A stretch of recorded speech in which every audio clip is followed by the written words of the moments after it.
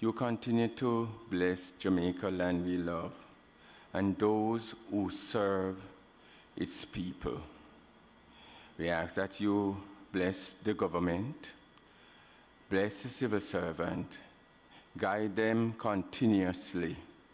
Today, Lord, we are at the PAC to discuss the matters of the people, and we ask that you guide us, give us the wisdom and the understanding so that our deliberation may be to the benefit of all. All these things we ask you, your blessed Son name, Jesus. Amen. Thank you.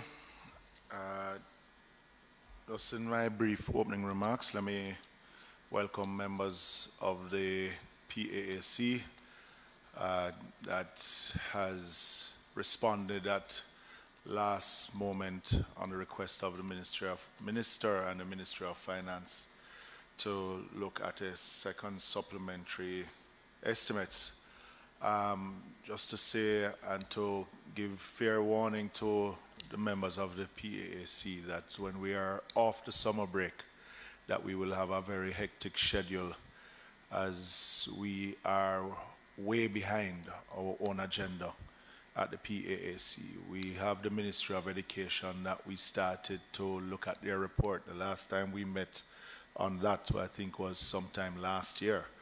We've only been meeting to look at the supplementary budget, which is not ideal. So we will be sending out some dates and expecting members to at least work around those dates moving forward, at least to the end of the calendar year.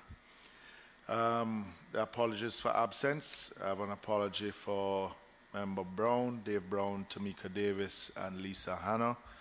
We have online with us Member Hamilton, Henriquez, and Holness. We move to item 5, which is the confirmation of the minutes. The minutes were circulated. Can I move for confirmation of minutes? Here, I will confirm because I believe I may be the only one present who was at the last meeting. Yes, you were. Yeah. So I'll confirm. Thank you very much, Member Hamilton. And seconded by Member Sibley. Thank you. I don't think there are any matters arising from that meeting because it was also on the issue of the first supplementary budget, which was also dealt with in the House itself. So we'll move on to new business.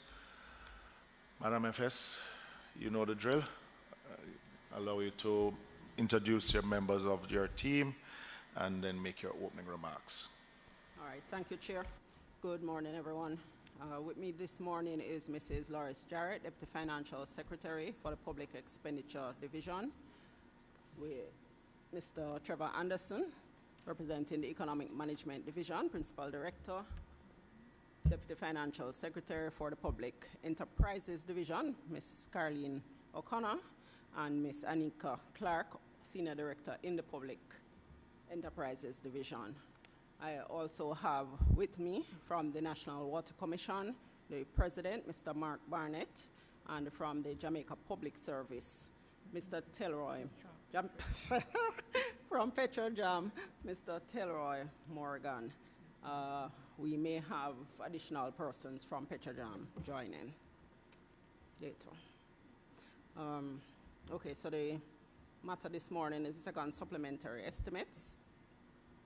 The second supplementary estimates for 2023-24, as tabled in the House of Representatives yesterday, provides for 1. Transfers from the contingency allocation under the Ministry of Finance and the Public Service to individual ministries, departments, and agencies to facilitate the continued implementation in fiscal year 23-24 of the public sector compensation restructure, as well as payments to judges serving in the Supreme Court and the Court of Appeal. 2. The allocation of one-off grants to the Urban Development Corporation to the National Water Commission and the municipal corporations to assist the entities in meeting their obligations to employees in implementing the public sector compensation restructure. 3, the provision of loans to provide working capital support to self-financing public bodies, and that would be Petrojam and the Sugar Company of Jamaica Holdings. And 4, adjustments to the central government estimates of expenditure as a consequence of changes in the assignment of subjects and departments, agencies, and other public bodies.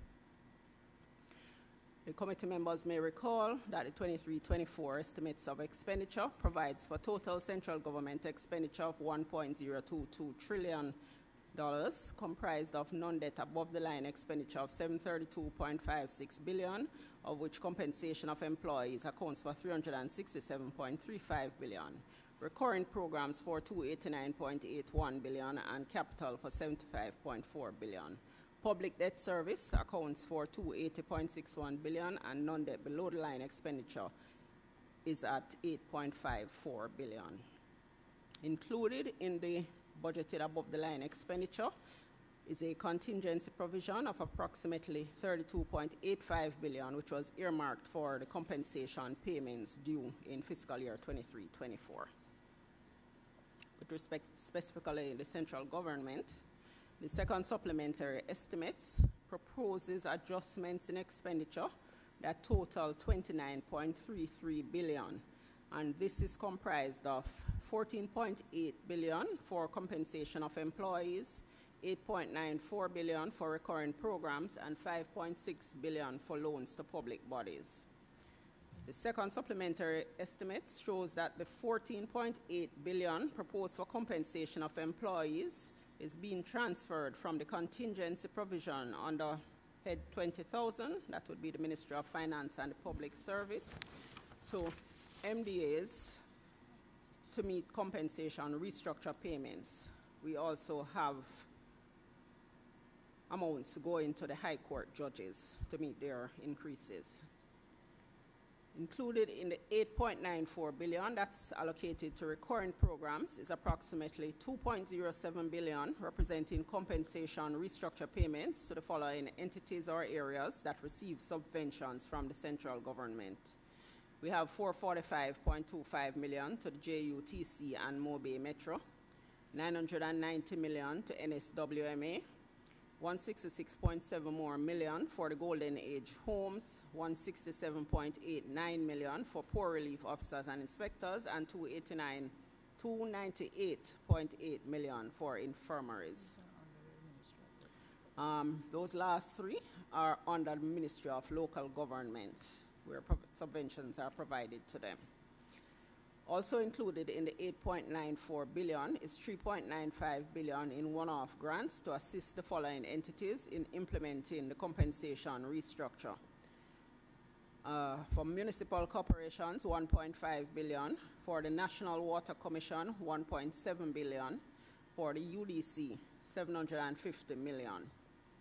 The Ministry of Culture, Gender, Entertainment, and Sport has been allocated an additional $150 million to augment the budgetary provision for Jamaica's independence celebrations in August.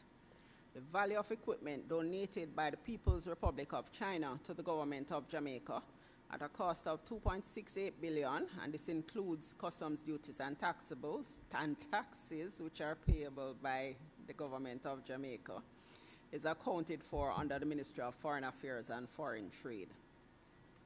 $1 billion has been transferred from Head 41,000, Ministry of Education and Youth, to Head 69,000, Ministry of Science, Energy, Telecommunications, and Transportation in relation to the procurement of 8,000 laptops for teachers by eLearning Jamaica.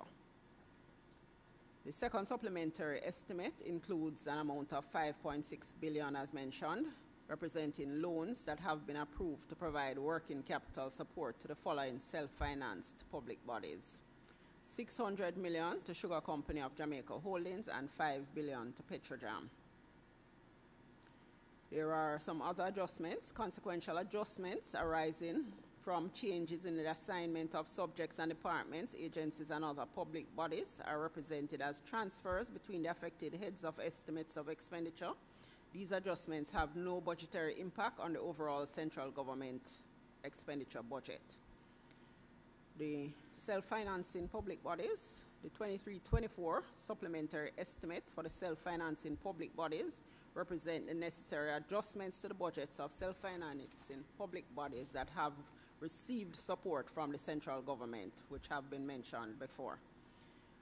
And also with the reassignment of the JUTC, Mobile, Metro, and Port Security Corps to the new Ministry of Science, Energy, Telecommunications, and Transport, the supplementary estimates is recognizing the balance on the approved amounts, as well as additional funding under the new responsible ministry. The indicated 29.33 billion adjustment in the central government expenditure will be financed as $14.8 billion for the compensation of employees from transfers from the contingency allocation under the Ministry of Finance. 8.94 billion for the recurring programs will be financed from additional revenue flows arising from the performance of revenues to date, as well as the accounting for the grant from the People's Republic of China. And 5.6 billion in loans to the public bodies will be financed from cash resources carried across from the prior fiscal year. As a result of this means of financing, the overall increase in 23-24 expenditure budget is 14.54 billion. And this takes the total expenditure for the fiscal year to $1.036 trillion.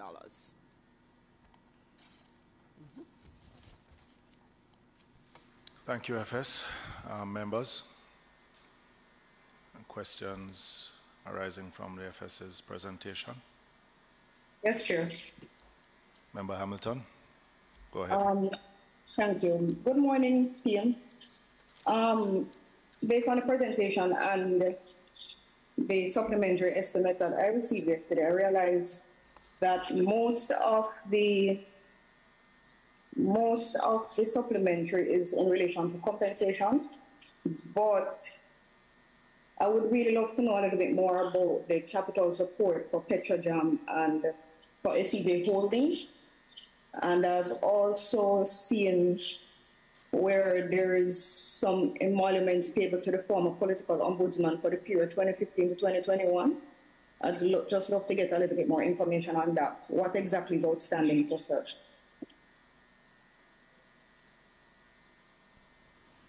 Okay, so a number of the entities have indicated their inability at this point in time to finance primarily the new compensation amounts, the compensation restructure, and therefore the central government is stepping in with one-time flows to assist them for this fiscal year.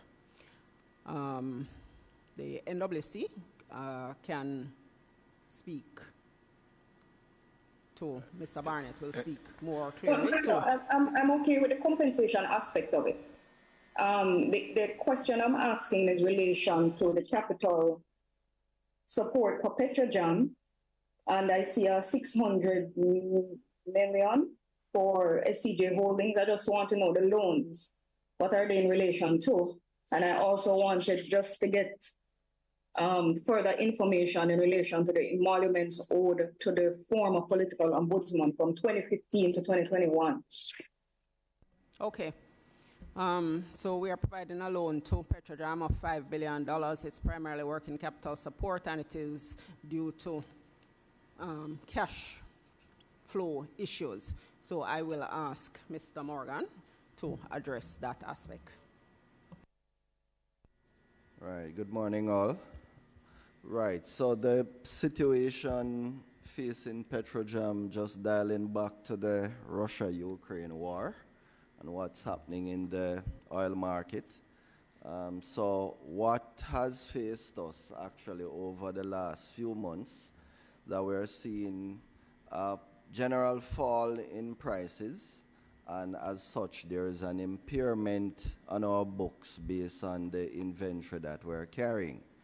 With this impairment on our books, our working capital financiers have suspended their usual quota of amounts to us, and hence, at least for the very short term, we have moved to the Ministry of Finance to bridge that gap. We are seeing a turnaround in our books, and we are expecting those entities to come back on board. But it's really a bridge loan that we're seeking here. And my finance manager is here as well, can give some further details. Thanks.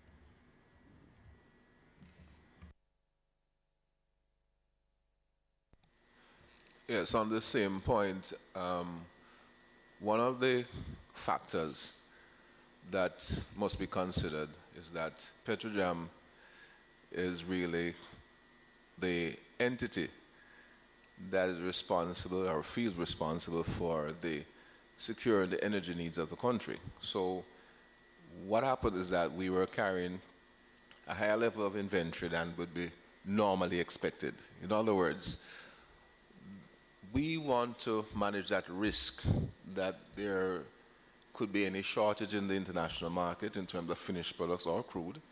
So we have mitigated or make provision for that risk by carrying a higher level of inventory.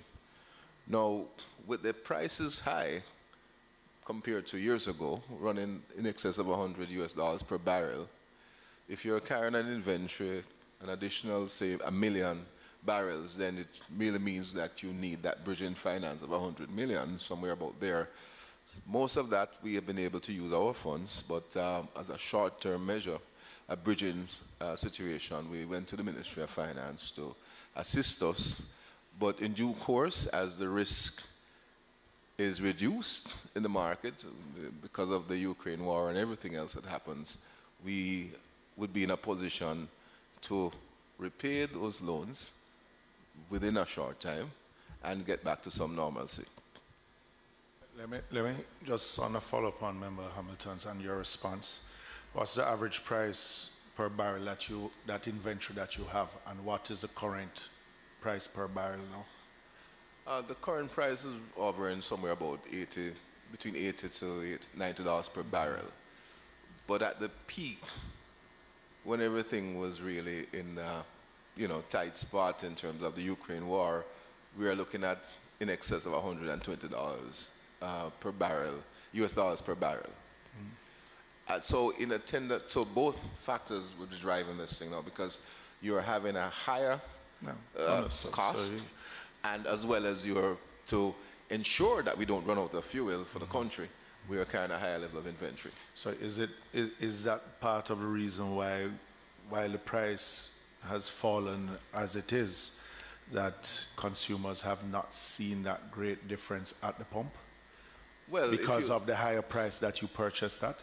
We purchased at a higher price, but how we price is not based on our cost. We choose we have a reference price that we use, so it is not linked to how much we pay for it. So what we refer to it as import parity.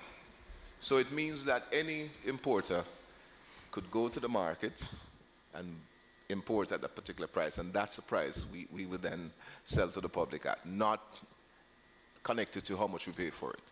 So the public is always benefiting from the best price that's in the market.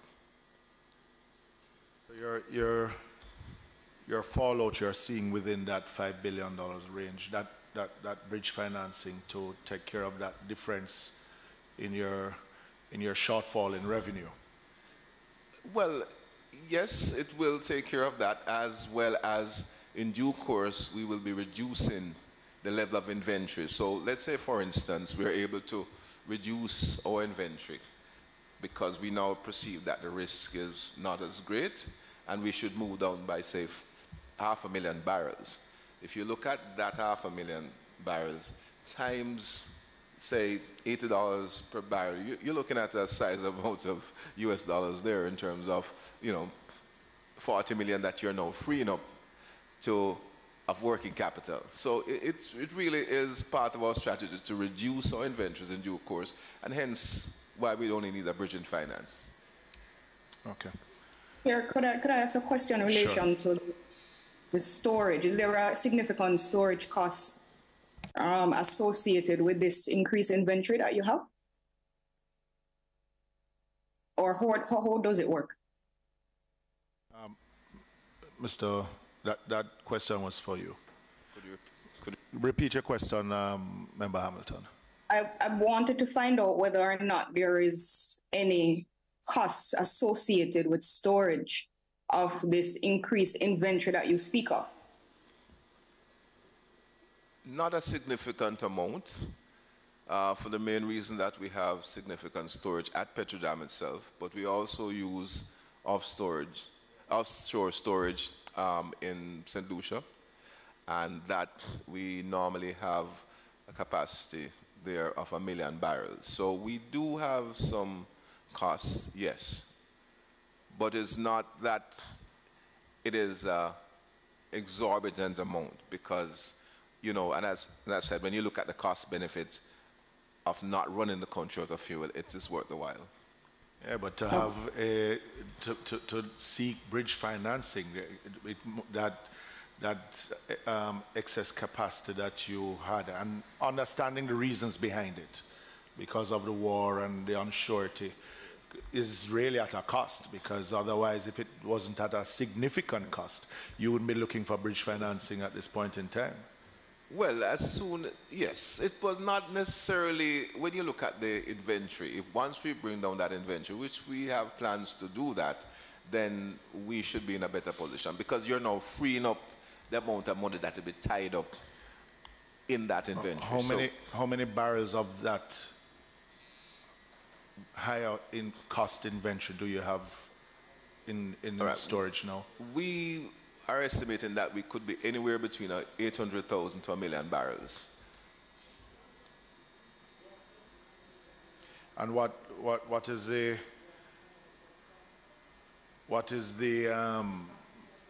you said that you're seeing that you can dispose of this in a shorter space of time. Yes, we believe that by the time we get to the end of the financial year, we should be back down by that amount. All right. Okay. Additional question, Chair, in relation to this. I just wanted to know if there are any plans to capitalize on the $80-something per barrel now, since it is a bit cheaper.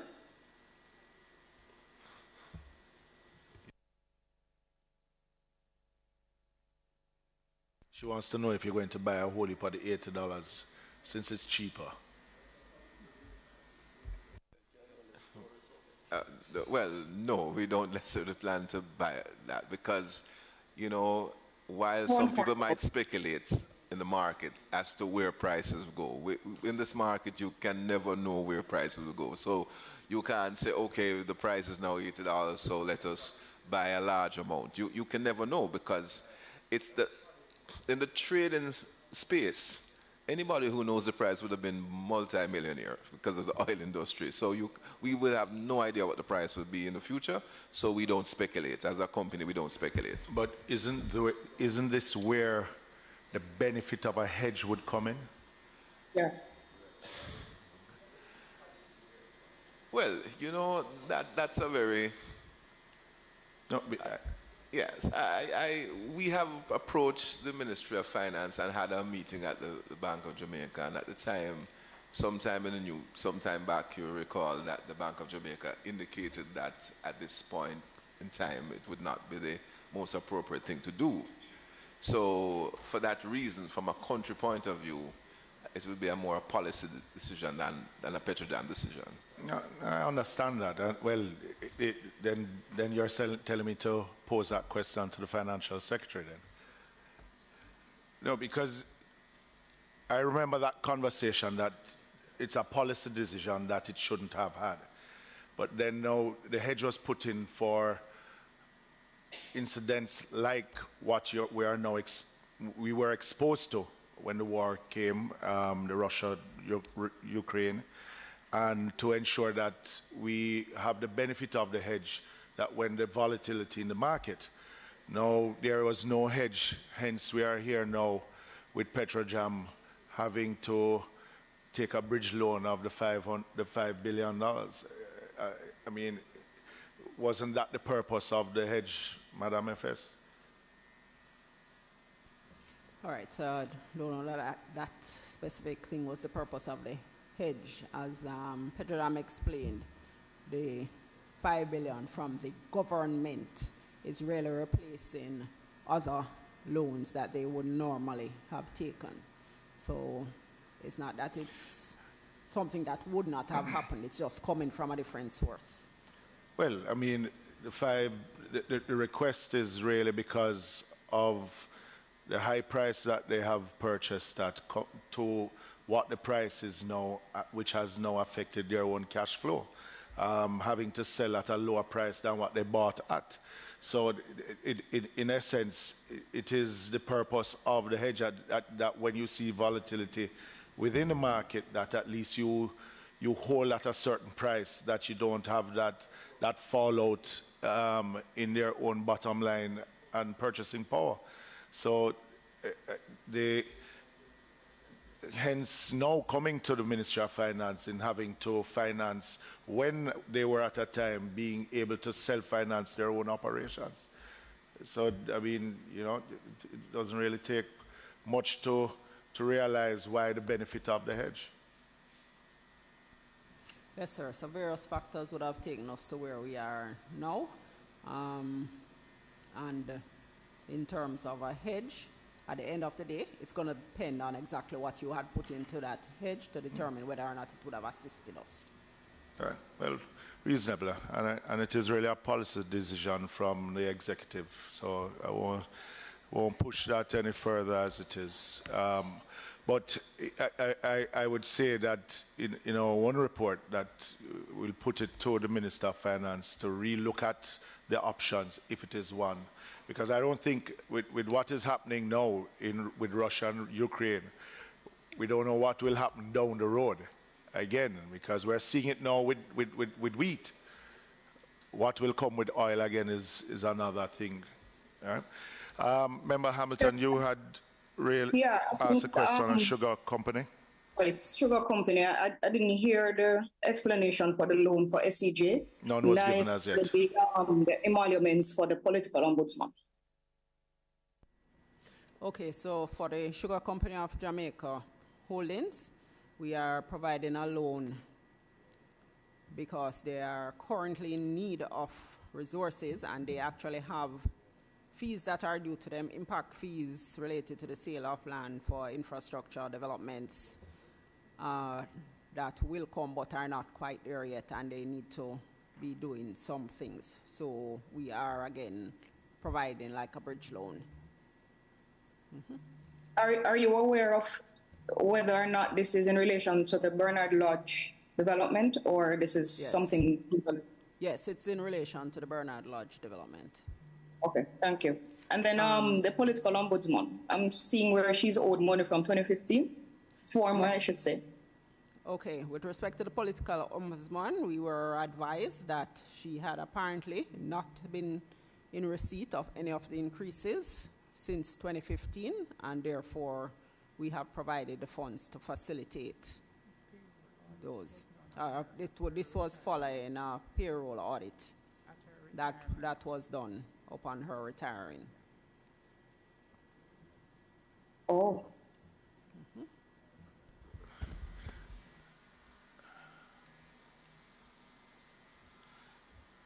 And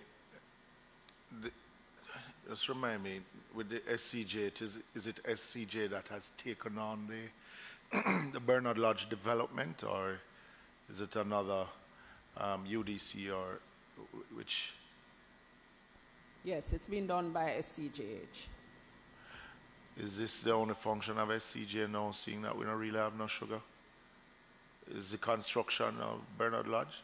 They have management of lands, Chair. They have a lot in my constituency to manage. Lots. Yes, they lease some lands and manage lands. All right. The 1.732 billion to National Water Commission. Because this is a grant and not a loan. Yes, it's a grant. It's a grant, and this is in relation to compensation restructure, but I will pass to Mr. Barnett. All 1.73 billion? Mr. Barnett? It's a very long time. We haven't seen you here, Mr. Barnett. Welcome. Thank you, Chairman. Good afternoon, everyone. So, so as you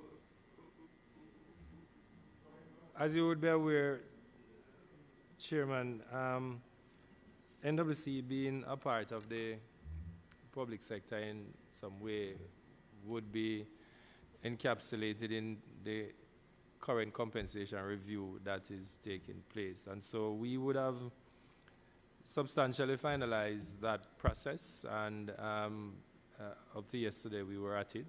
And just to say, the efforts was very responsible in the process. So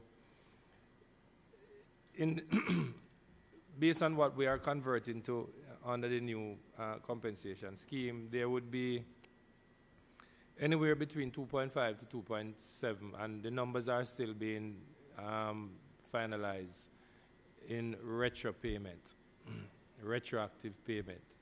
2.5 to $2.7 billion in retro payment. So that's the range, since we don't have the full sum final details just yet. So with that, and currently NWC, while its cash collection has improved, certainly would not be sufficient to underwrite the full sum extent of the retro. Plus, that comes also with the yearly incremental increase on payroll, which would come from your operating revenue on a monthly basis. And therefore, our request for support is really to allow us to timely disburse and get past that hurdle of the retro payment.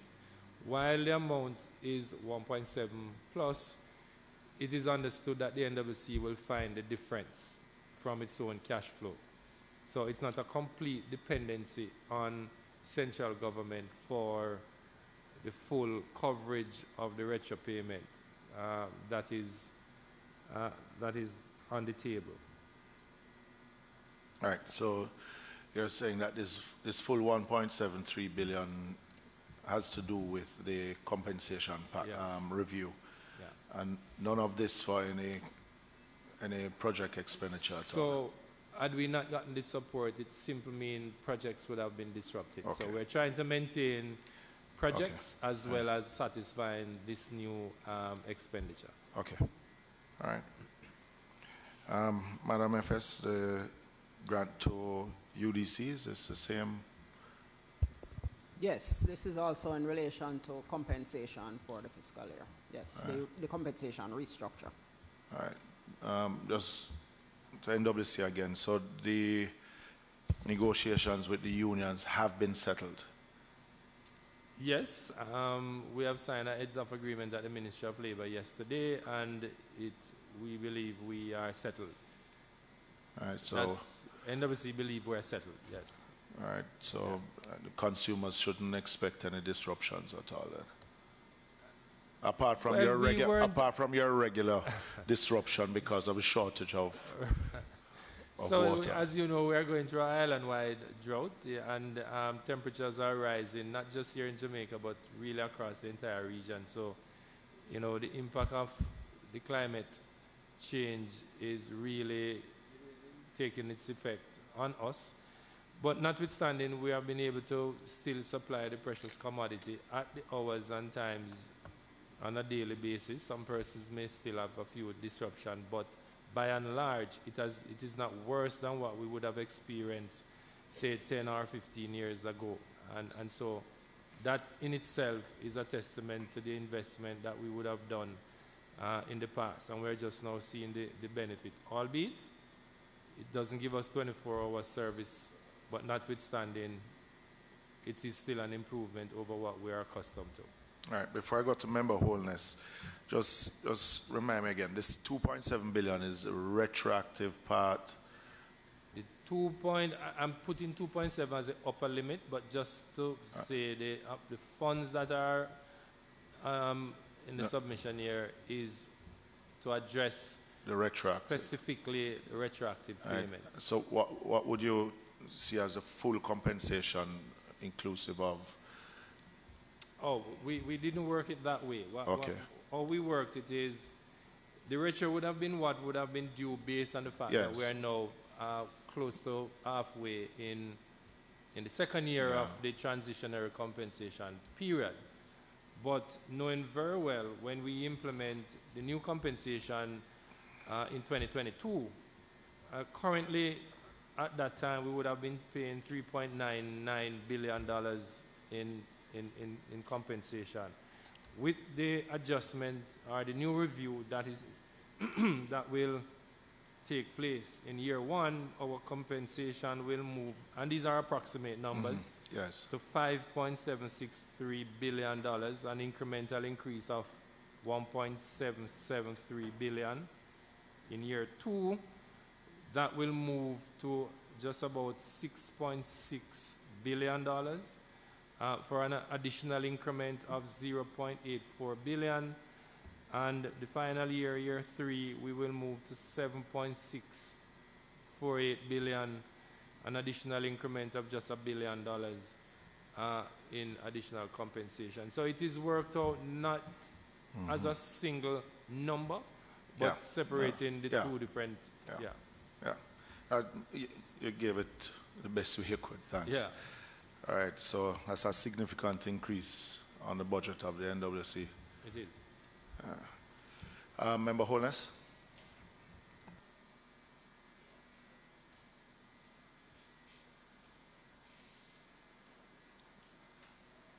Member Holness, I see your hand up. I'm not hearing you. I'm not hearing very, very well here. Recognizing my hand. Stand for the two. Are numbers of persons still on. We're not hearing you clearly. You're coming in and out, Member Holness. Either. Better? Go ahead. Are you hearing me better? Yes, I'm hearing you better now. I'm saying that this question is to the FS. Two questions, actually. One, as it relates to individuals who are currently employed to the government on a contract basis. It is my understanding that many would not have had any major increase, and in some cases, none at all. I'm trying to figure out if our supplementary estimates incorporate projected increases for those who are on contract, and if not, do we have any idea what that cost would be? That's question number one. And number two, I'm looking forward to the third supplementary estimate, unlike Chairman, and I would love to know if the FS is able to give that information, or if we'd have to ask the minister, because I'm still looking for some capital expenditure projects that we should see coming through JSIF. I personally know for my constituency, I've been waiting for a project approved by JSIF some 6 years ago.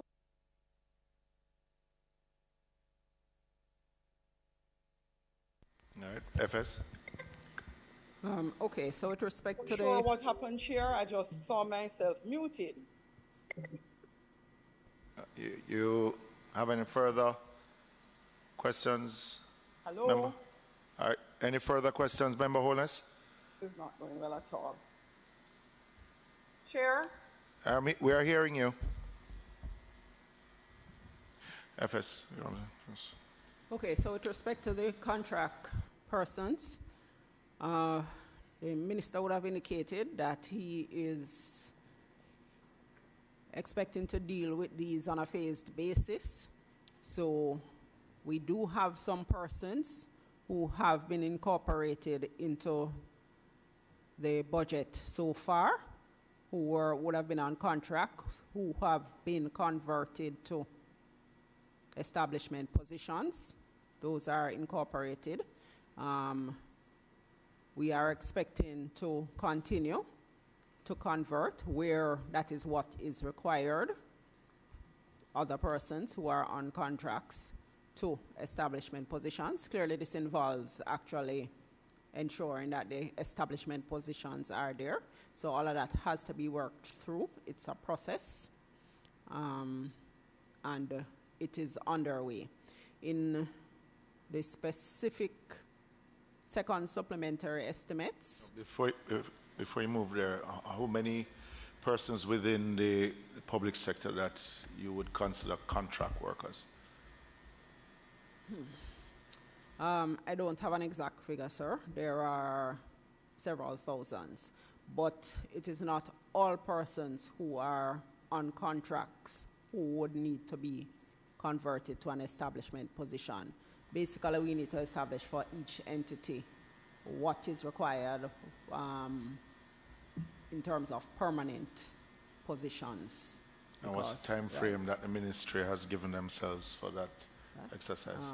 I think we were looking at the 2-year period, this year, next year. To complete by 2024 or by 2025? the end of next fiscal year. Next fiscal year, yeah. 2025. All right. If we could just get that number at some point, it would help us in our reporting. Sure. Could I ask a follow-on question in relation to this permanency? Go ahead. The NWA, I believe, has been having some challenges with certain positions that are not on the establishment, and I think they relate particularly to procurement. Yes. And personally, I've been having quite a bit of delays in my constituency where procurement is concerned. And I was informed that that particular department was having a bit of challenge. And it related to contract versus persons being on the establishment. Is there anything within the short to medium term that will address those issues for the NWA so that we won't have these delays and further prohibit, or there is a developmental challenge that comes with delayed procurement, especially as it relates to NWA. So I just want to know if there is something being done to resolve that issue, particularly with the NWA. Okay, with respect to the NWA, I could not speak definitively without looking at what is on the establishment or finding out exactly what it is that is at issue. Certainly, all entities are supposed to have some level of procurement positions. So I don't know if it is that they need more, but well, it shouldn't be that they have none. Well, just to support. I'm told that the particular persons within procurement for NWA are on contract. Chairman, if I may be allowed, I would have asked for and gotten an update yesterday as it relates to the procurement issue in terms of the establishment, and was informed by the minister that 6 additional persons were confirmed to have joined the procurement team by Sir Hunter at NWA. So I think we could follow up in respect of what our experience is going to be going forward. I suspect they're at a place where they're resolving the establishment issues that they had earlier. Yeah, and just, Madam FS, I think when the whole compensation review, the NWA was heavily affected just by what both members were just explaining. And it was their procurement department that had quite a bit on contract and basically had to, the process of bringing them on and the permanent position took some time, which affected greatly the procurement abilities of the National Works Agency. But the wider question is how many other entities within the government itself, and it might not have to do with just the procurement departments in these agencies, but other departments right across government that may be affected by. And it is something out of just our experiences as members of parliament, because this $40 million per constituency that was attributed to each constituency in December, many members have not yet gotten even any of those, any of that $40 million dealt with because of the inability of the procurement department at NWA. But I would just urge you to at least take an overall look within the government, because it has slowed down the NWA drastically. Just imagine what it can do to other arms of government in slowing down various departments or agencies. So hence the concern from members. Okay, sir. I'm not sure if the remainder of my question was heard. I realized somehow I ended up on mute. As it relates to the CapEx projects, particularly those heavy CapEx projects coming through JSIF, I have a Robertsfield project that was approved and funded through JSIF some 6 years ago that is still sitting and waiting. So I'm really hoping that a third supplementary estimate is almost here, and we would see some of those CapEx projects coming through. FS, would you be able to speak to that, any at all? All right, so I cannot speak to the specific project. I mean, you are indicating that it was approved 6 years ago, and if it's something that was approved, it means that there should have been support already in place in order for that to be approved. So I would have to check with JSIF as to exactly what this is and why it would be 6 years down the road and not have been done. So I'll have to check. So I will get back to you on that. All right. Long road effort, but the general question is, I think you have about $2 billion in CapEx projects for JSIF, just trying to have an appreciation whether or not we'll see those coming through in the next supplementary estimate, and if you are at liberty to say about when we would see another estimate coming, because I know we have some large things waiting.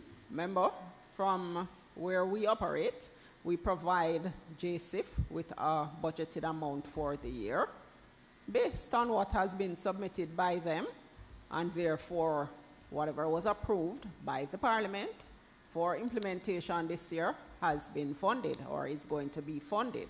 I am not sure what it is that they may be suggesting is not currently funded. For new projects, in terms of going through the regular process, we do have a contingency that has funds for projects that are being developed, to assist projects that are being developed, and for anything that might get approval from the Public Investment Management Committee during the fiscal year and the Cabinet. So again, I would need some specifics, so we would have to speak to JSIF in relation to what you are speaking about. Thanks, FS. All right. FS, quickly, 26,000, the Ministry of National Security, additional 9.357 billion. See here's compensation of the employees. Is this an additional amount to what has gone in previous supplementaries? Okay, so this would be the first supplementary that is for this fiscal year that is addressing compensation. Apart from anything in the original budget, this is the first time we're addressing compensation in this fiscal year. So amounts in the last fiscal year would have related to the first year payments under the compensation restructure primarily. For this fiscal year, we were unable to get the details to include them in the specific heads, in each head for ministry departments and agencies. So we included an estimated amount under Ministry of Finance in the contingency. And that is what we are now transferring. Not all the heads have been transferred. We are still doing some checks on what is required for a number of the heads. So those will come in the next supplementary. All right. On the Ministry of Science, the additional amounts to the JUTC, Montego Bay Metro. Chairman, with your permission. Okay. Member, yes, go ahead, Member Jackson. Yeah, while you were on national security, sure. I also note that that additional provision. I've heard what the FS said about that seemingly a block without the specific heads. But I'm curious given the outstanding settlement for the JCF, right, if any provisions is made in this amount for the JCF, or that is yet to come, because I've gathered that the settlement with them is still outstanding. All right, so I'm not aware of an outstanding settlement for the JCF. We settled with the JCF. They got their first year payments and they are being paid their second year amounts. What has not happened is the movement of the full second year amount into their budget head. And that is one of the ones that we are still finalizing, the exact amount that needs to be transferred. But further to that, though, FS, the first year in the restructuring covers 21 to 22 and 20. No. 22 to 23 and 23 to 24. So we'll be in the second year now. This is the second year. Okay. And so for the second year, has that been settled, which is the current year? Right. So the overall 3-year implementation would have been settled prior to any payments being made. It's not a 1, 2, 3 year. It's a overall 3-year implementation. Okay. Mm-hmm. All right. Lastly, to JUTC, Montego Bay Metro. This total amount is for, this is page 69,003, head 69,000. 439 million to, or 426 million to JUTC and 12 million to Montego Bay Metro. Yes, all of this is related to the compensation restructure. All of this? Yes, support for the payments of the compensation restructure.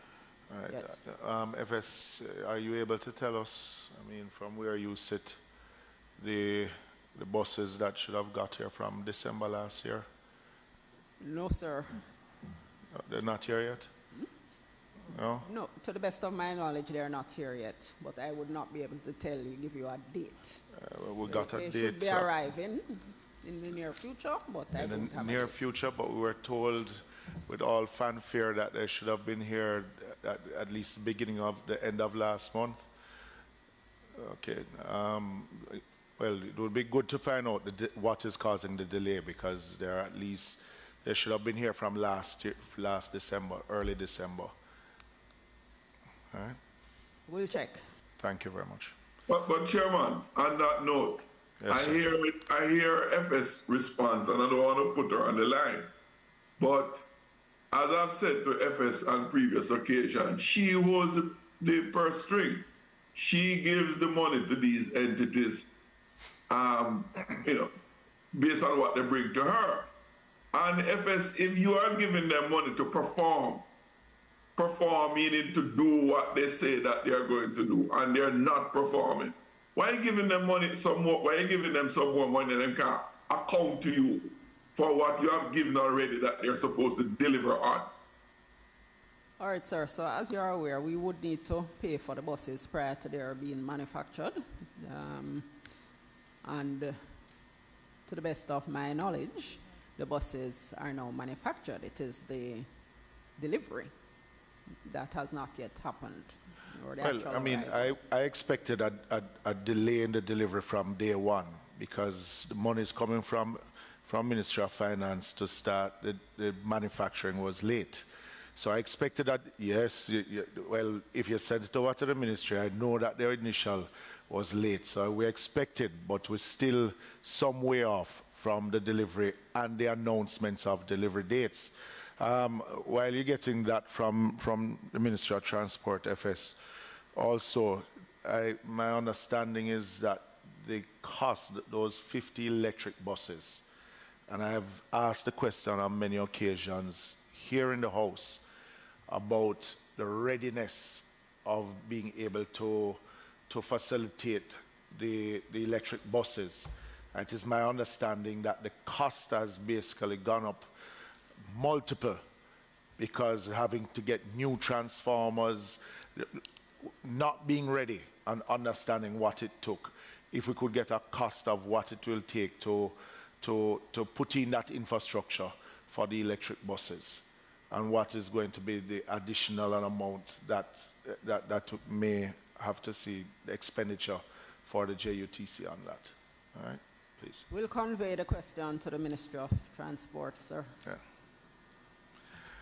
All right, members, are there any other questions that you have for the ministry and the departments? None? All right, let me thank you, Madam FS and Mr. Morgan. Congratulations on your elevation to the top seat. Yeah. Let's hope. We saw you last year at the PAAC dealing with other matters, dealing with Petrojam. Let's hope that you won't have to get here on matters like those. All right, thank you, NWC and the team from the ministry. Members, just as a reminder, we will be circulating some dates for some proposed meeting dates. We are way behind in our meeting schedule, so not that we'll be able to catch up on the schedule itself, but at least complete the Ministry of Education, which we have had their report for a very long time, an updated report. And I'll ask members that during the summer that you at least respond so that we can set those dates and ask the ministry departments and agencies to prepare for those dates. After, so I would say in September, and enjoy your summer break when you do get it. All right? Meeting adjourned.